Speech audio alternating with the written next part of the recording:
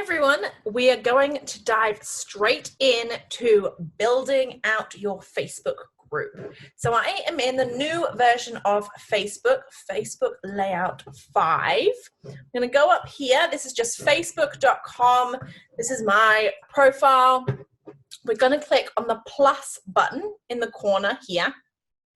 We're going to click group. We will come up to here. We can upload a cover photo. The size of the cover photo was in the previous video. You can upload that here once you have created it on Canva. You can name your group name, whatever it is that you decided. Remember to think about keywords and what your ideal client is searching for when you are thinking about your group name.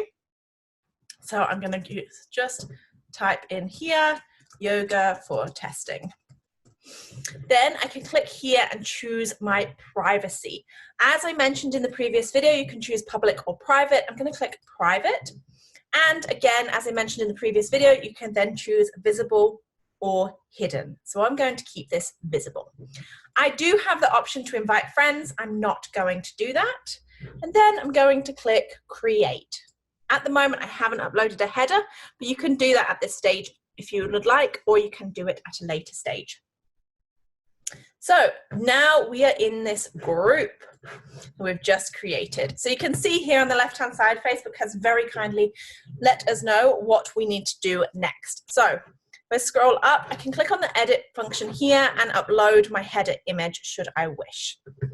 We can then add a description to the group. This is when I'm going to say what the script description is, and then click save. As I go down, there are certain things that I won't be able to do until I have 50 people in the group. So for example, I cannot see group insights and analytics until I have 50 people in the group. So I exited out of the setup, and here I can see more information about the group. So as I scroll down, I'm going to click group rules. You can set up group rules in here, and you can use the ones that Facebook give you, or you can create your own and add in a title and description there. So that just uses Facebook's wording, and you can edit, or you can just create that. Then I'm going to scroll down. There's membership questions. This is where we add in the questions. So there are several different ways that you can ask a question. So there's a checkbox, a multiple choice, or a written answer. So if I was to use a checkbox, I could say, what is your favorite color? And then I can add an option for red, blue, yellow. Save. Then I can add a multiple choice. So add an option, sailing, surfing, surging,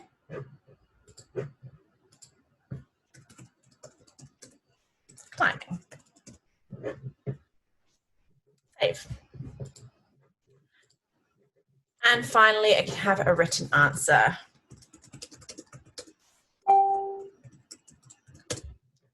Save.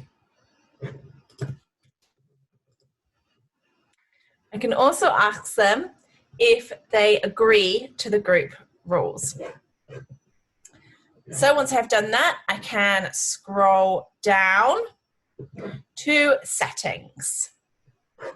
So here is where you'll find all of the settings post your launch. As we go through, you can update the name and the description. As you can see, this is the details that I entered earlier. You can update your privacy. You can hide the group, and you can add the location of the group should you wish. You can also update the web address. I always recommend people update the web address just because it is easier to share that way. So I'm going to update the web address to yoga. So it'd be facebook.com/groups/yoga testing. I can pick a color. I only can use these colors, but I can pick a color to have my Facebook group branded in those colors. And we can have badges. So as people join the group, you get different badges for things that they do in the group. You can come back here once you've got people in the group and have a look at the badges. They are a great way to keep people engaged. So I really, really like this feature.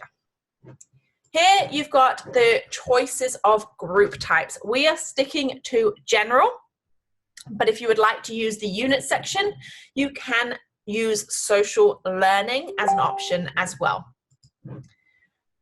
You can use general and add social learning units to the group. So we'll add those in here.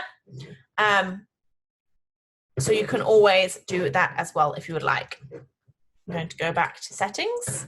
So here you can see I have added social learning units and I can remove it there, should I wish. We're not going to use the mentorship feature in our group, so we don't need to worry about that.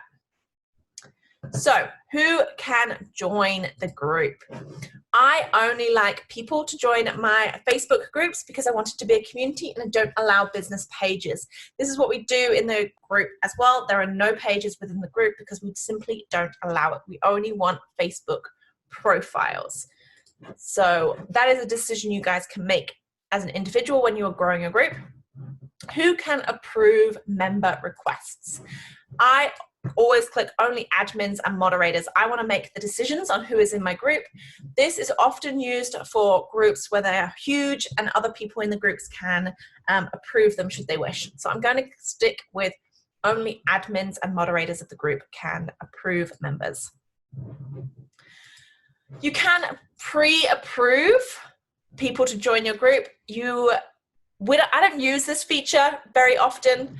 You can upload a file. So if you're pre-approving everybody on your email list, you can upload a file of everybody and they can go straight into your group. Or if they're already in other groups, you can also pre-approve them.